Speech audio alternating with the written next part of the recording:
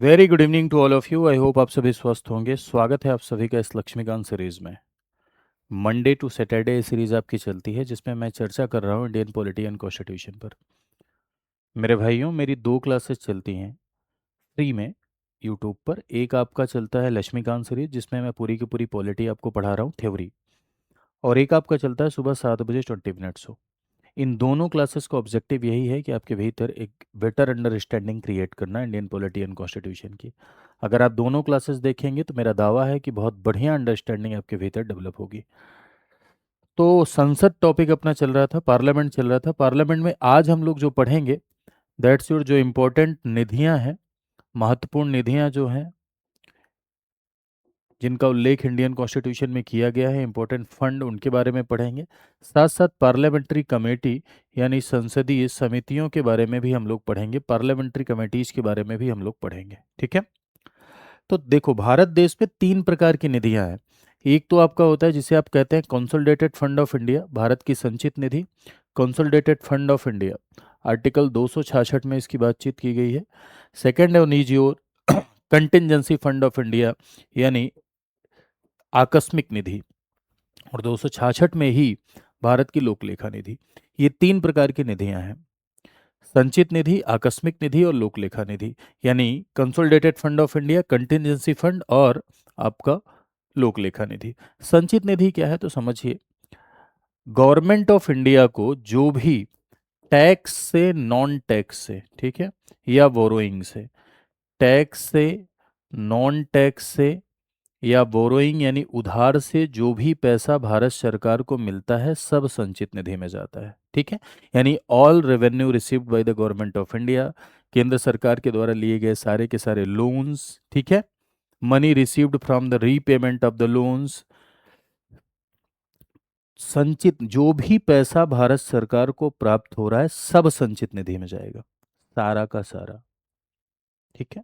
और संचित निधि से कोई भी फंड अगर आउट करना है तो विदाउट पार्लियामेंट्री अप्रूवल, बिना संसदीय अनुमति के कोई भी फंड संचित निधि से बाहर नहीं किया जा सकता। इसके लिए एक विधेयक आता है जिसका नाम है एप्रोप्रिएशन बिल यानी विनियोग विधेयक। विनियोग विधेयक पारित होने के बाद, एप्रोप्रिएशन बिल पास होने के बाद ही कोई भी फंड संचित निधि से बाहर किया जा सकता है, यानी कोई भी पैसा भारत की संचित निधि से आउट किया जाता है। अब यहां समझिए जरा सा, आपने ये देखा कि जो भी एक्सपेंडिचर है, माफ कीजिएगा, जो भी फंड भारत सरकार को मिल रहा है सब संचित निधि में जा रहा है। तो मेरे भाई खर्च कहाँ से होगा, एक्सपेंडिचर कहाँ से होगा? खर्च भी तो संचित निधि से ही होगा ना, एक्सपेंडिचर भी तो संचित निधि से ही होगा ना, खर्च भी तो संचित निधि से होगा। और संचित निधि से खर्च दो प्रकार का होता है। एक होता है नॉर्मल एक्सपेंडिचर। नॉर्मल एक्सपेंडिचर यानी सामान्य व्यय, जैसे बजट में अलग अलग डिपार्टमेंट के लिए मांगा गया 1,000 करोड़ रुपए। अब 1,000 करोड़ रुपए दे दिया गया, इसे हम नॉर्मल एक्सपेंडिचर कहते हैं, सामान्य व्यय कहते हैं। बजट में रेलवे ने 1,000 करोड़ रुपए की डिमांड की, उस 1,000 करोड़ रुपए की डिमांड को फुलफिल किया गया, रेलवे अपना पूरा का पूरा डिपार्टमेंट, पूरी कंपनी उससे चल रही है। ये नॉर्मल एक्सपेंडिचर है। नॉर्मल एक्सपेंडिचर की खास बात यह होती है कि नॉर्मल एक्सपेंडिचर को लेकर सदन में मतदान हो सकता है। यानी नॉर्मल एक्सपेंडिचर पर वोटिंग राइट्स है लोकसभा को, राज्यसभा को नहीं है, लोकसभा इस पे वोट कर सकती है। यानी नॉर्मल खर्चों को कम करने का अधिकार भी संसद को है। और एक ऐसा एक्सपेंडिचर होता है जिसे हम कहते हैं चार्ज्ड एक्सपेंडिचर। चार्ज्ड एक्सपेंडिचर का मतलब ये होता है मेरे भाइयों, भारित व्यय। चार्ज्ड एक्सपेंडिचर यानी भारित व्यय। भारित व्यय यानी एक ऐसा खर्चा जिस पर सदन को वोटिंग राइट नहीं है, जिस पर संसद को मतदान करने का अधिकार नहीं है। एक ऐसा खर्चा जिस पे संसद को मतदान करने का अधिकार नहीं है, यानी जिस पर संसद को वोटिंग राइट नहीं है। वोटिंग राइट नहीं है तो इन खर्चों को कम नहीं कर सकते। इन खर्चों के बारे में डिस्कस कर सकते हैं लेकिन इन खर्चों को कम नहीं कर सकते। डिस्कशन हो सकता है लेकिन इन खर्चों को कम नहीं किया जा सकता है। सिर्फ डिस्कशन हो सकता है, बस खर्चों को कम करने का अधिकार नहीं है, यानी खर्चे कम नहीं किए जा सकते। सिर्फ क्या हो सकती है, सिर्फ चर्चा हो सकती है, यानी सिर्फ डिस्कशन हो सकता है, खर्चों को कम नहीं किया जा सकता। तो ये एक्सपेंडिचर क्यों बनाए गए भाई?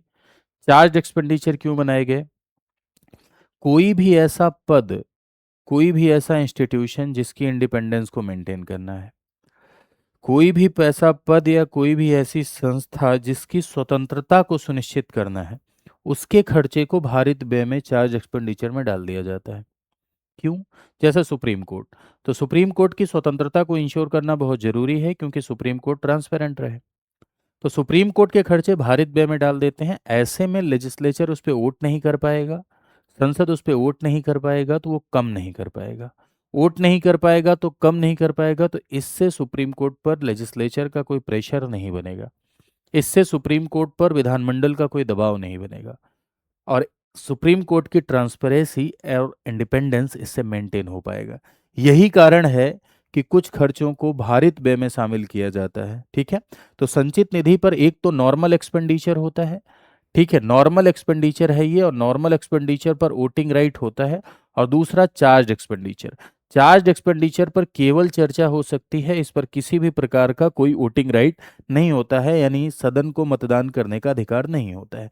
जैसे आप देखेंगे कि उच्च न्यायालय के जजेज की जो सैलरी होती है वो राज्य की संचित निधि पर भारित होती है, यानी charge on the consolidated fund of state. लेकिन हाई कोर्ट के जजेज की जो पेंशन होती है वो भारत की संचित निधि पर भारित होती है। लोकसभा अध्यक्ष उपाध्यक्ष के जो वेतन भत्ते होते हैं, राज्यसभा सभापति उपसभापति के जो वेतन भत्ते होते हैं, ये संचित निधि पर भारित होते हैं।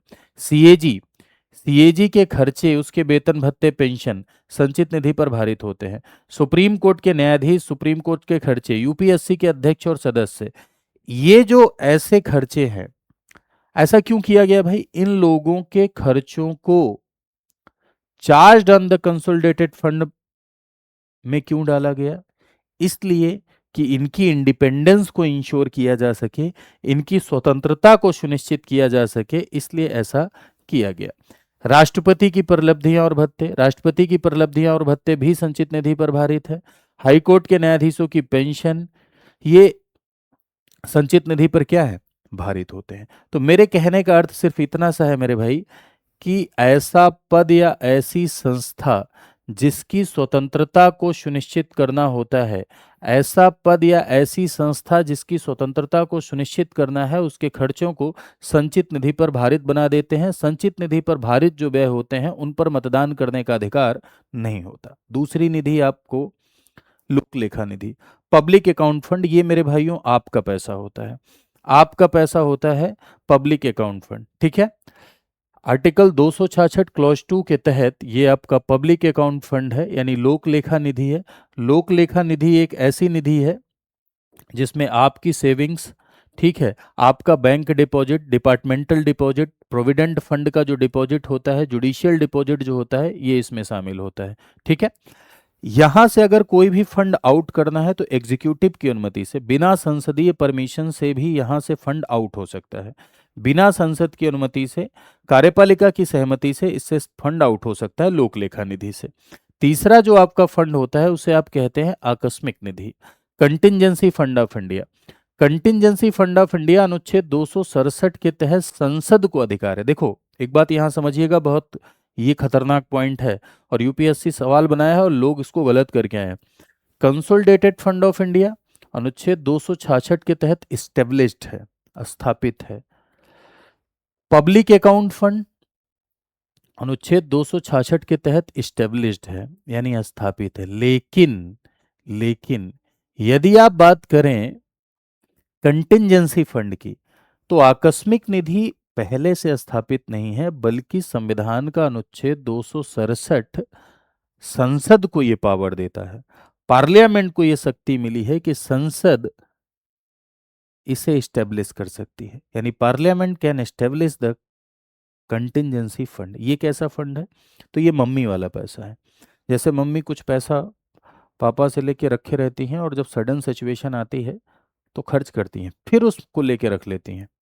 तो वैसे ही कोई भी आकस्मिक स्थिति से निपटने के लिए, सडन सिचुएशन से निपटने के लिए, आकस्मिक स्थिति से निपटने के लिए आकस्मिक निधि बनाई गई है।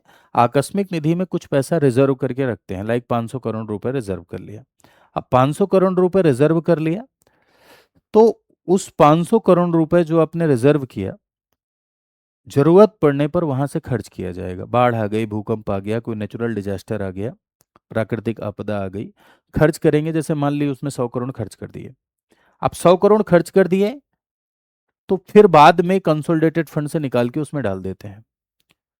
आकस्मिक निधि से तुरंत पैसा आउट करने के लिए राष्ट्रपति की परमिशन से बाहर हो सकता है। ये राष्ट्रपति की अभिरक्षा वाला फंड है। इसके लिए पार्लियामेंट्री अप्रूवल की जरूरत नहीं होती है, संसद की अनुमति की जरूरत नहीं होती है, बल्कि राष्ट्रपति की सहमति से यहां से पैसा बाहर कर सकते हैं।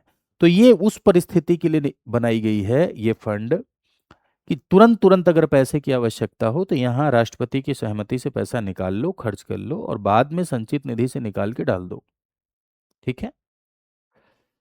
तो संसद को अधिकार है और संसद ने एक कानून बनाया है, भारत की आकस्मिक निधि अधिनियम 1950, contingency fund of India act 1950। इसी के तहत इसका गठन किया गया है। अप्रत्याशित व्यय को पूरा करने के लिए इसका जरूरत है कंटिजेंसी फंड का। ये राष्ट्रपति के अधिकार में रहती है। ठीक है। और राष्ट्रपति की सहमति से इसमें खर्च किया जा सकता है। क्लियर है। तो ये तीन प्रकार के फंड आपने देखे। एक कंसोलिडेटेड फंड ऑफ इंडिया, इसमें कोई भी फंड विड्रॉन करना है तो बिना संसदीय अनुमति के नहीं होगा। एक आपने देखा कंटिजेंसी फंड यानी आकस्मिक निधि, और एक आपने देखना पब्लिक अकाउंट फंड यानी जिसे आप कहते हैं लोक लेखा निधि। ठीक है। अब अगले टॉपिक पर आते हैं हम लोग, संसदीय समितियां। आपने सुना होगा पार्लियामेंट्री कमेटीज यानी संसदीय समितियां। मेरे भाइयों, संसदीय समितियां ऐसी समितियां हैं जो संसद के कार्यों में मदद करती हैं, संसद के बोझ को हल्का करती हैं। इनका सबसे प्रमुख उद्देश्य यही होता है कि ये पार्लियामेंट पे जो बर्डन है उस बर्डन को कम करती हैं, साथ ही साथ ये संसद के कार्यों में मदद करती हैं और संसद को ये एक्सपर्टाइज प्रदान करती हैं, क्योंकि संसद एक रिप्रेजेंटेटिव हाउस है, पार्लियामेंट एक प्रतिनिधि सदन है। पार्लियामेंट में जो लोग भी जाते हैं वो चुनकर जाते हैं, इलेक्ट होकर जाते हैं, चाहे वो राज्यसभा हो चाहे लोकसभा हो।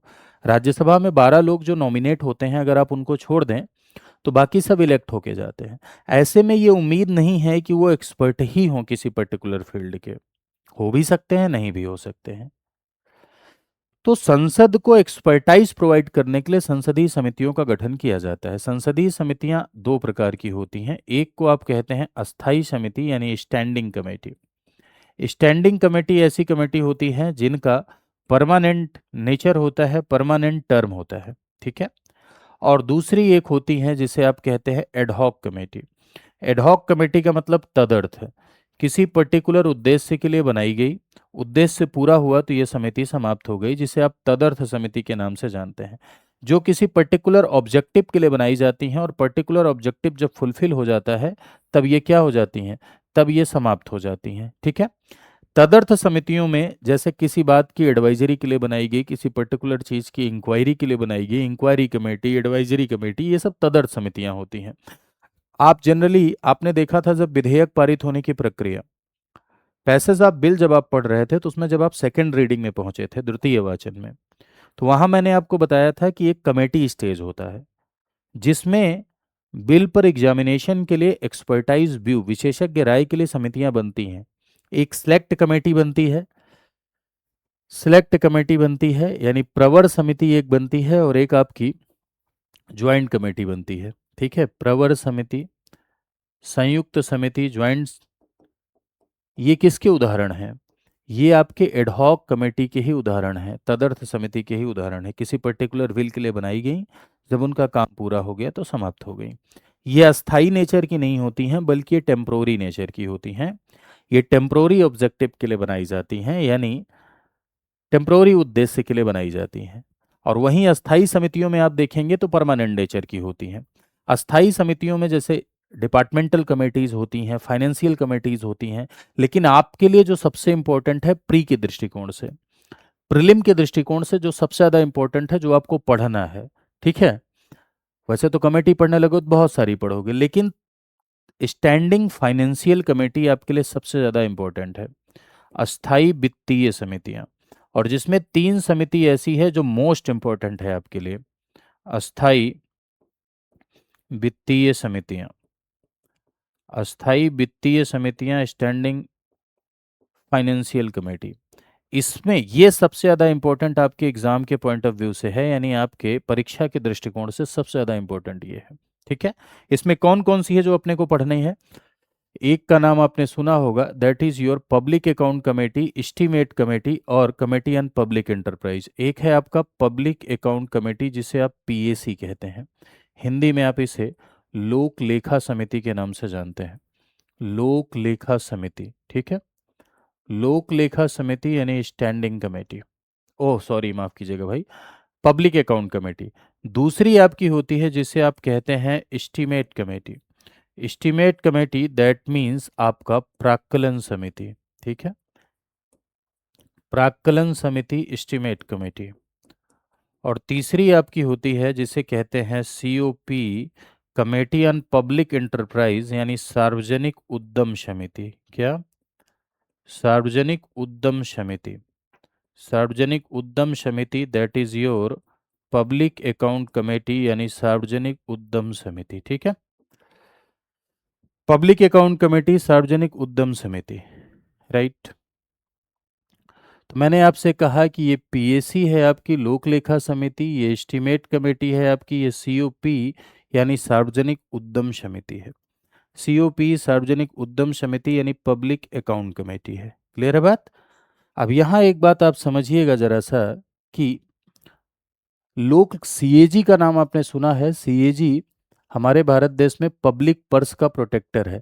अगर गवर्नमेंट ऑफ इंडिया कहीं 10 रुपए खर्च करती है तो ये 10 रुपए का ऑडिट करता है, कहाँ खर्च हुआ, कैसे खर्च हुआ। मारेगा पीटेगा नहीं, एफआईआर नहीं दर्ज करता, सिर्फ ऑडिट करता है, रिपोर्ट बनाता है। कहीं ऐसा तो नहीं कि 9 रुपए में काम चल सकता था, 1 रुपया एक्स्ट्रा खर्च हुआ। तो सीएजी ये जो अपनी ऑडिट रिपोर्ट बनाता है, सीएजी अपनी रिपोर्ट प्रेसिडेंट को प्रेजेंट करता है, राष्ट्रपति को देता है, और राष्ट्रपति उस रिपोर्ट को पार्लियामेंट के टेबल पर यानी संसद में रखता है, और संसद में उस रिपोर्ट को एग्जामिन करने का काम पीएसी करती है। सीएजी को पीएसी का फ्रेंड, फिलोसफर और गाइड कहा जाता है इसीलिए। और अगर ये रिपोर्ट पब्लिक इंटरप्राइज से रिलेटेड है, सार्वजनिक उद्यम, सरकारी कंपनियों से संबंधित अगर रिपोर्ट है, तो उसको एग्जामिन सार्वजनिक उद्यम समिति करती है। ये दोनों के मुख्य कार्य हैं। प्राक्कलन समिति एस्टीमेट को कम करने का, बजट का एस्टीमेट है, एस्टीमेट मतलब बजट, मतलब देखिए बजट वर्ड का उल्लेख कहीं भी इंडियन कॉन्स्टिट्यूशन में नहीं किया गया है। बजट के लिए जो शब्द प्रयोग किया गया है वो है एनुअल फाइनेंशियल स्टेटमेंट यानी वार्षिक वित्तीय विवरण, और वार्षिक वित्तीय विवरण 112 में लिखा है। बजट को संसद के पटल पर रखवाने की जिम्मेदारी प्रेसिडेंट की है, और प्रेसिडेंट की ही बिहाफ पर फाइनेंस मिनिस्टर बजट को प्रेजेंट करता है। तो बजट के जो एस्टीमेट है, बजट किसे कहते हैं? अरे भाई, कहाँ पैसा खर्च होगा, कहाँ से आएगा, इनकम और एक्सपेंडिचर का जो एस्टीमेट होता है उसी को बजट कहते हैं। तो भारत जो एस्टीमेट बना रहा है, उस एस्टीमेट को कम करने का सुझाव, उस एस्टीमेट को बेहतर करने का सुझाव, उस एस्टीमेट को लेके क्या प्रॉपर रिकमेंडेशन हो सकती है, इसमें प्राक्कलन समिति का रोल है, एस्टीमेट कमेटी का रोल है। इसे अस्थाई मितव्ययता समिति के नाम से भी जाना जाता है, क्योंकि ये खर्चों को कम करने का सुझाव देती है, खर्चों को कम करने का सुझाव देती है, इसीलिए इसे अस्थाई मितव्ययता समिति के नाम से जाना जाता है। ये दोनों को एक दूसरे की ट्विंस सिस्टर, ये दोनों को एक दूसरे की जुड़वा बहन भी कहा जाता है। एक दूसरे की ट्विंस सिस्टर, एक दूसरे की जुड़वा बहन भी कहा जाता है। अब इन तीनों से रिलेटेड जो फैक्चुअल पॉइंट्स हैं जो एग्जाम में पूछे जाते हैं वो मैं आपको बताता हूं एक एक करके, आप समझिएगा ध्यान से। सबसे पहले पीएसी की तरफ चलते हैं। पीएसी भारत देश में सबसे पुरानी समितियों में से एक है। लोक लेखा समिति की यदि आप बात करें, लोक लेखा समिति का जो गठन हुआ वो आज का नहीं है, बल्कि लोक लेखा समिति का गठन गवर्नमेंट ऑफ इंडिया एक्ट 1919 के तहत 1921 में हुआ। कब हुआ भैया? इसका जो गठन हो रहा है,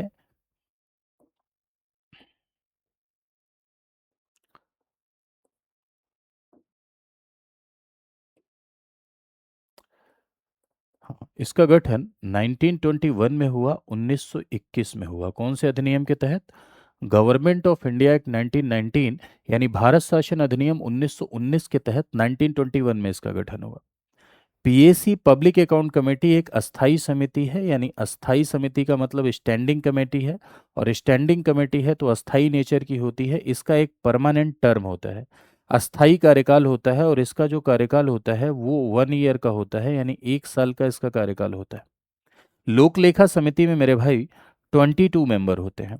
22 सदस्य लोक लेखा समिति में होते हैं, जिसमें 15 इज फ्रॉम लोकसभा, 15 लोकसभा से होते हैं, और 7 इज फ्रॉम राज्यसभा। 15-7 इसलिए क्योंकि लोकसभा राज्यसभा में अगर आप स्ट्रेंथ देखें तो 2:1 की स्ट्रेंथ है। लोकसभा की स्ट्रेंथ राज्यसभा की दुगनी है।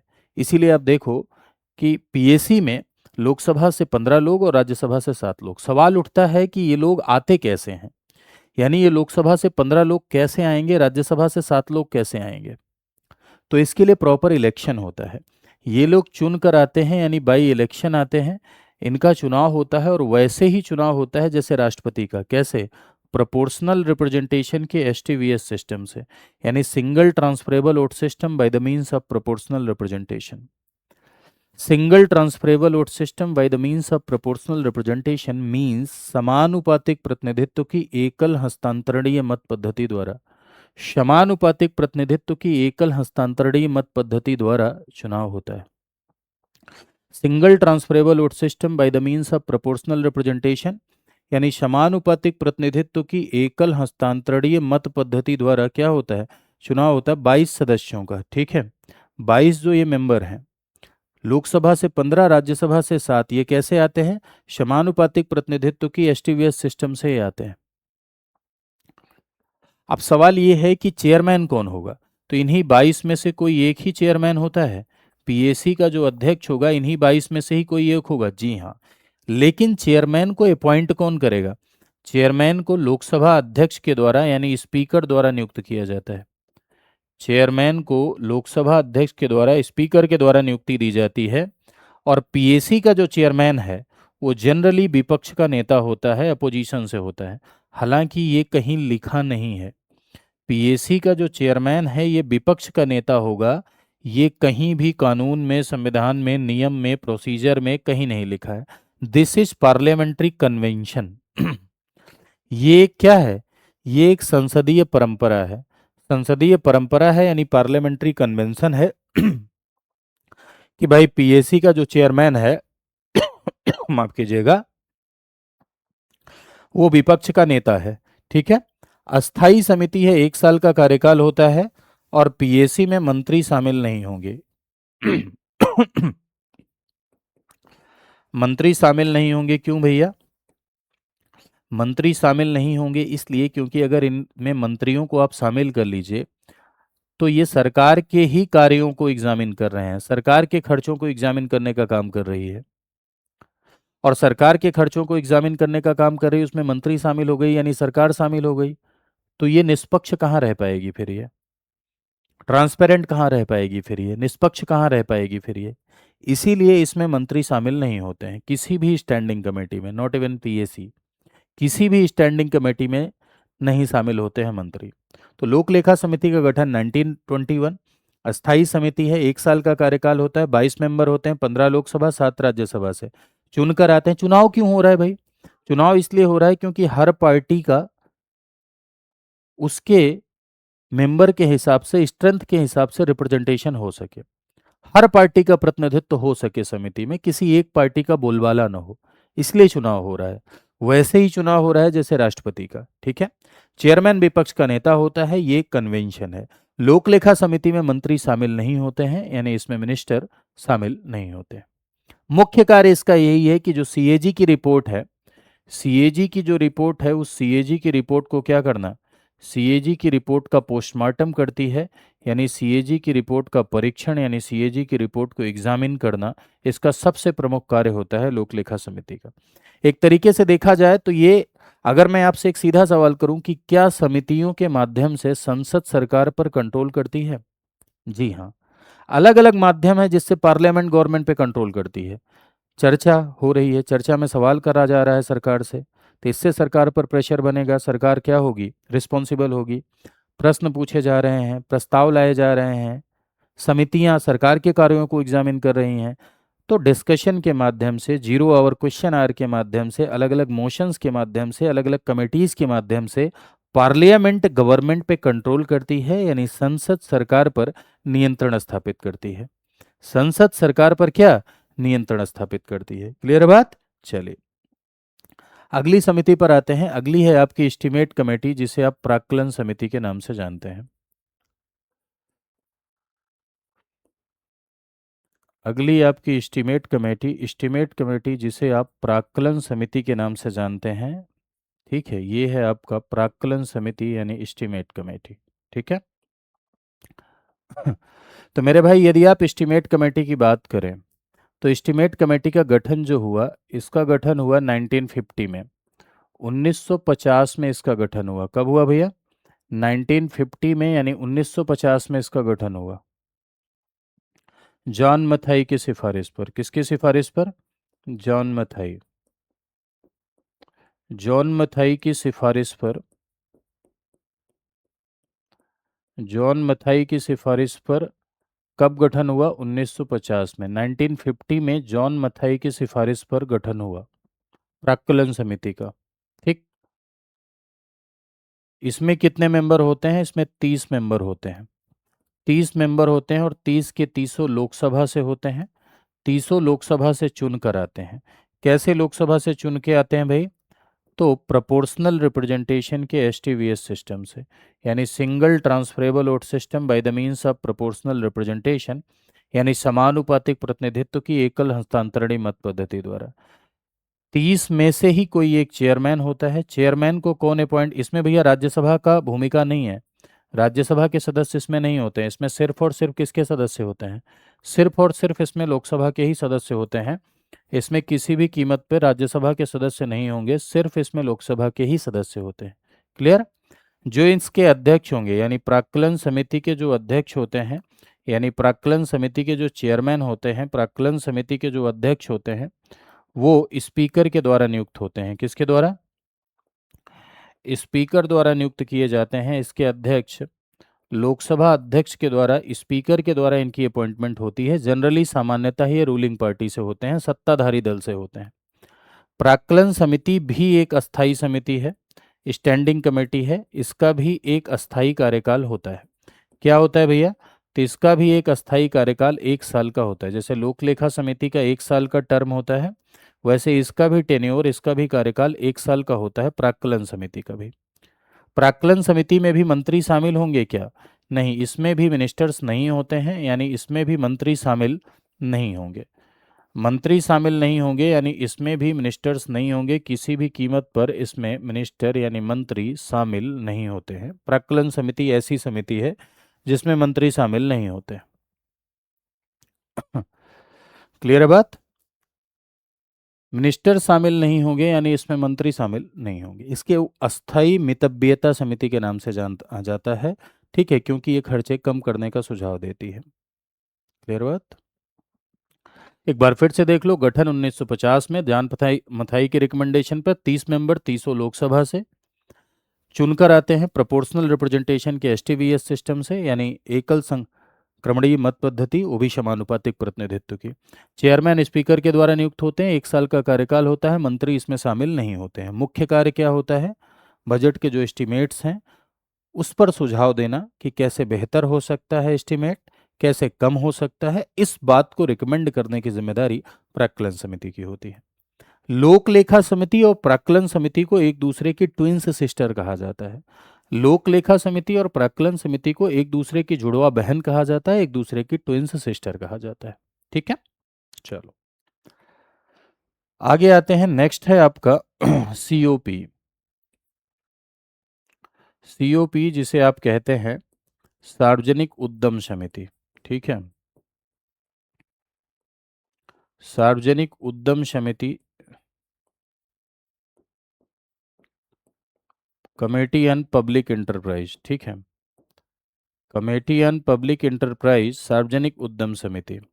और मेरे भाई कमेटी ऑन पब्लिक इंटरप्राइज में, यानी सार्वजनिक उद्यम समिति में 22 सदस्य होते हैं। इसका भी गठन 1964 में हुआ, कृष्ण मेनन समिति की सिफारिश पर। Recommendation of Krishna Menon committee. Krishna Menon समिति की कृष्ण मेनन समिति की सिफारिश पर, on the recommendation of Krishna Menon committee, इसका गठन हुआ।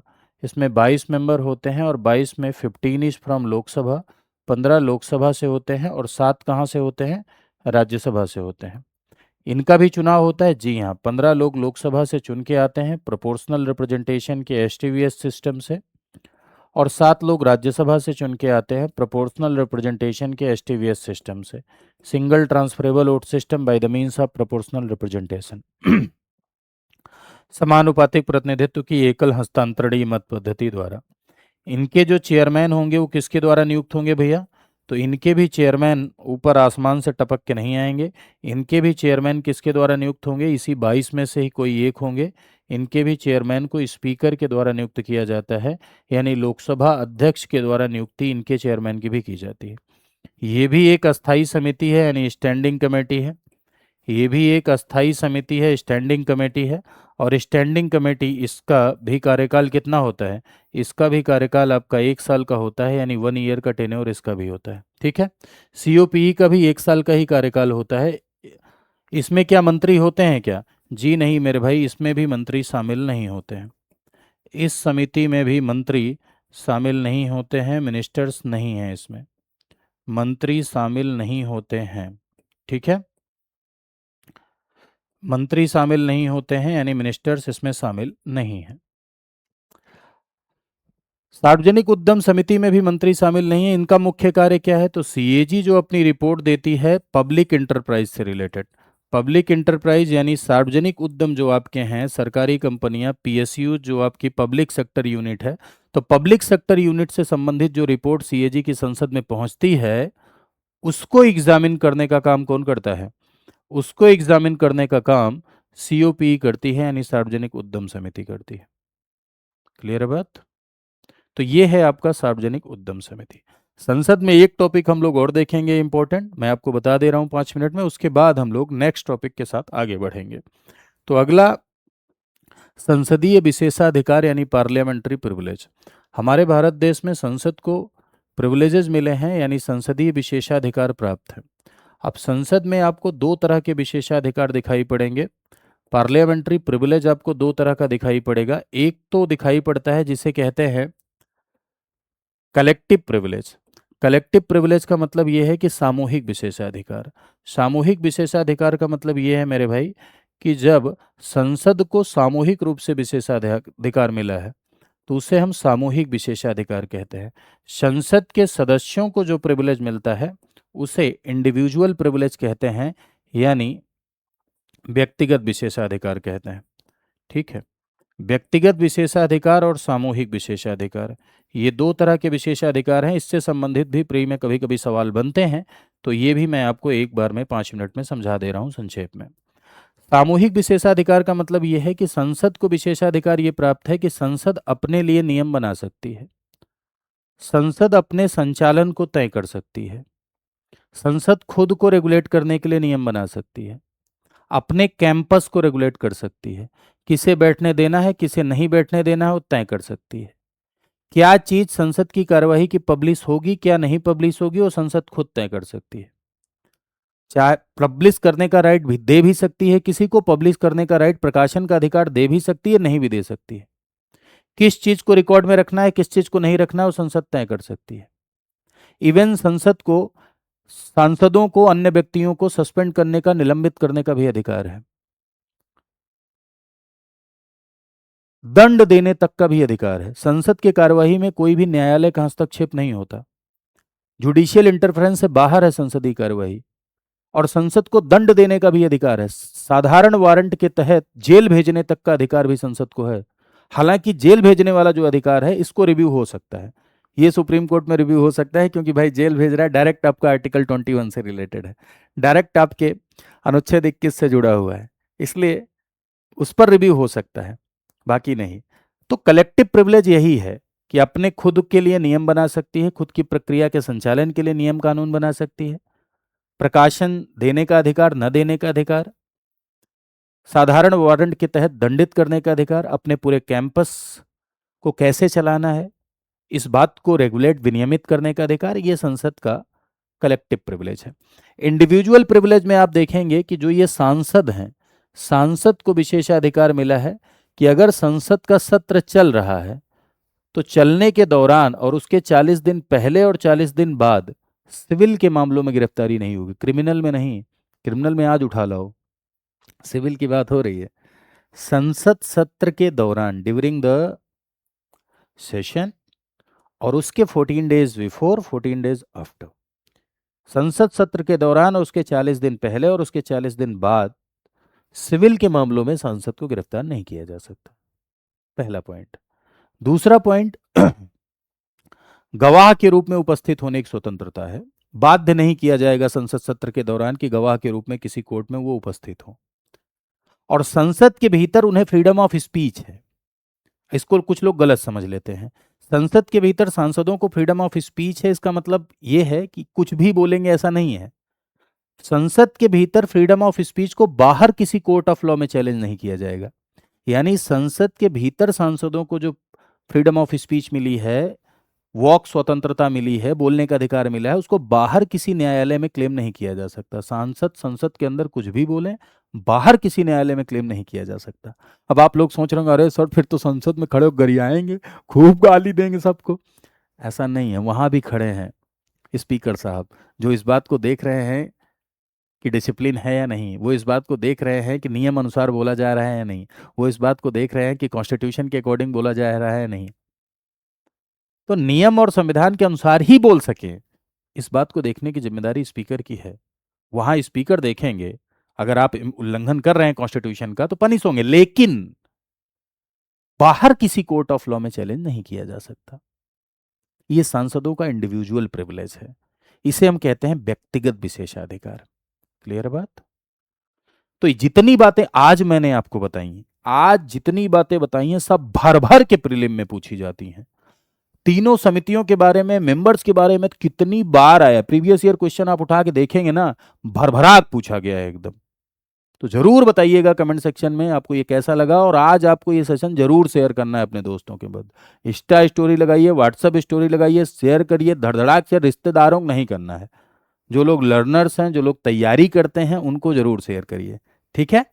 साथ ही साथ मेरे भाई, यदि आप हमारे स्टडी आईक्यू के साथ जुड़कर कंप्लीट प्रिपरेशन करना चाहते हैं तो हमारा स्टडी आईक्यू परिवार एक प्रोग्राम चलाता है आपके लिए, आपकी कंप्लीट तैयारी के लिए, जिस प्रोग्राम का नाम है आरंभ।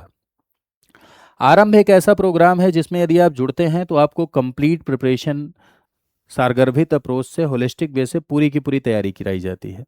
प्री का, मेंस का पूरा कंटेंट आपको पढ़ाया जाता है, फाउंडेशन डेवलप किया जाता है, और इंटरव्यू गाइडेंस प्रोग्राम फ्री दिया जाता है। आप भी जानते हैं कि यूट्यूब पर ऑर्गेनाइज्ड तरीके से आप नहीं पढ़ सकते हैं। अगर आपके पास संसाधन है, अगर नहीं है संसाधन तो आप किताबों से पढ़िए। अगर आपके पास संसाधन हैं तो संसाधनों का प्रयोग करके पढ़िए। आपके माँ बाप ने जो भी संसाधन इकट्ठा किए हैं वो आप ही के लिए इकट्ठा किए हैं, तो अगर हैं तो उपयोग करके पढ़िए। पूरा ऑर्गेनाइज्ड सिस्टम से चीज़ें, सिलेबस नहीं मिल पाता यूट्यूब पे। अगर आप बैच में इनरोल करते हैं तो बैच में आपको ऑर्गेनाइज तरीके से पूरा सिलेबस पढ़ाया जाता है। दो तरह के बैच हैं। यदि आप कंप्लीट सिलेबस पढ़ना चाहते हैं, 1100 प्लस घंटे की क्लास, 2 साल की वैलिडिटी, करंट अफेयर की मैगजीन, इंटरव्यू गाइडेंस, इतना मिलता है गोल्ड में। 9,999 अभी चल रहा है अगर आप ये कोड लगाएंगे VL लाइव, क्योंकि अभी एक सेल चल रही है, डिस्काउंट चल रहा है, 50% ऑफ चल रहा है। प्लेटिनम क्या है? महंगा है। महंगा है तो कुछ चीज़ें ज़्यादा होंगी। क्या ज़्यादा है भाई?